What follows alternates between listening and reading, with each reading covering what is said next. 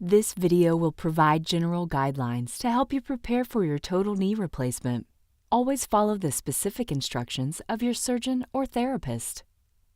Some patients go home from the hospital and some patients will go to a rehabilitation or skilled nursing facility.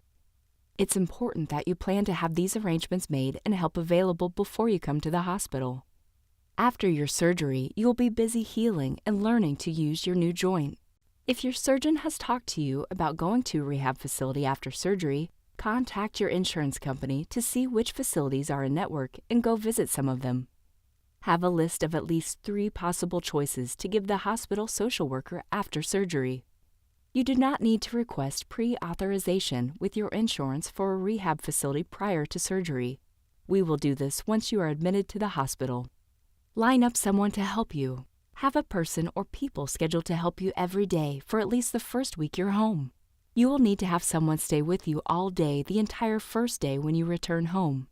Your helper should be prepared to help you with a ride home from the hospital, getting in and out of the car, preparing meals, getting into and out of bed, with laundry and light housekeeping, and getting you to your follow-up appointments and physical therapy. If you are currently planning to go home, but do not have anyone to stay with you, consider staying with someone else for a week or 2 after surgery. If this is not possible, please think about going to a rehabilitation facility. Arrange to have someone collect your mail and take care of pets or loved ones, if necessary. There is equipment that can make your daily tasks easier, and whether you need these items depends on how much help is available to you. Everyone will need a walker or crutches after surgery. If you have your own, or are planning to borrow one, please bring them to the hospital so a physical therapist can evaluate them and make sure they are sized appropriately for you.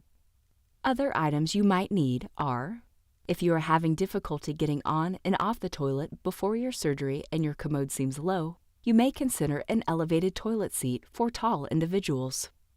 A reacher is handy to help retrieve dropped items or to help you get on your shorts or pants. If you do not have a helper to assist you getting on shoes and socks, a sock donner and long-handled shoehorn are useful. A long-handled sponge can help you reach areas more easily in the shower. Another item that is useful for safety is a handheld shower hose. This allows the nozzle to move around you instead of you moving and spinning around it. Most insurances will help you pay for your walker or crutches. Other medical equipment will be your responsibility. Be sure to check with your insurance company to see what is and isn't covered. Your surgeon recommends home DVT pumps following joint replacement. We recommend wearing this pump at home or at the extended care facility to help reduce your risk of a deep vein thrombosis or blood clot after surgery. The pump should be used for 4 to 6 weeks after your operation. You should wear the pumps anytime you are sitting, resting, or lying down. The DVT pumps are used in conjunction with your pharmacological agent that your surgeon prescribes. You will be contacted by the vendor 1 week prior to pre-admission testing to schedule an appointment to learn more about DVT pumps. The unit will be delivered to your home prior to surgery if you decide to purchase and/or insurance coverage for the pump. You may leave these pumps at home, as we have pumps available for use while you are in the hospital. If you have not been contacted, please call 614-688-6367. Whether you go straight home or visit a facility first, it is important to have your home ready for your return before you go to the hospital. Have your bedroom on the first floor if possible. Consider a bedside commode if the bathroom is far away from the bedroom. After your surgery, it is important to avoid a fall. Make pathways in your home. Arrange furniture in a way that allows you to easily maneuver around the house with your walker or crutches. Remove throw rugs or loose items on the floor like any long cords, computer, phone, lamps, etc. Get a nightlight to light a path to the bathroom. Arrange to have a home base where you will primarily spend your time when you are out of bed. Put your phone, favorite electronic devices, snacks, water bottles, TV remotes, etc. within easy reach. Pick a sturdy, high-backed chair that you will use as your primary seating. Avoid chairs with wheels and chairs that have low seats. Keep in mind that you will be using a walker or crutches for a few weeks. so it will be difficult for you to carry anything.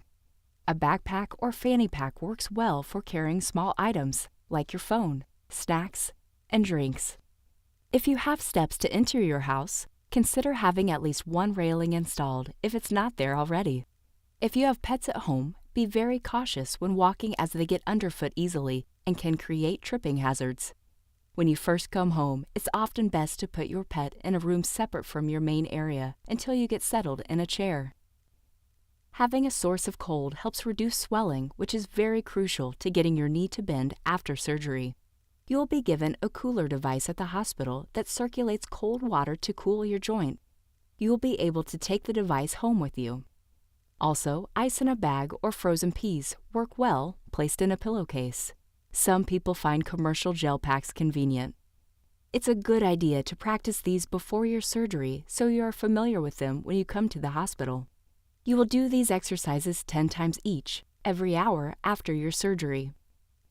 It is important to wake up your leg and help prevent blood clots from forming. Ankle pumps. Move your foot up and down as if pushing down or letting up on a gas pedal in a car. Quad sets. Tighten your thigh muscles and push your knee down to the bed.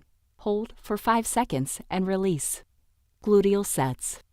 Squeeze your buttocks together. Hold for 5 seconds and release. Within 30 days of surgery, you will be scheduled by the surgeon's office for pre-admission testing, PAT. This appointment consists of a physical exam, blood work, and possibly a chest X-ray, electrocardiogram, or other testing to ensure that you are healthy for surgery. Thank you for viewing this video. The better prepared you are for your joint replacement, the easier recovery will be.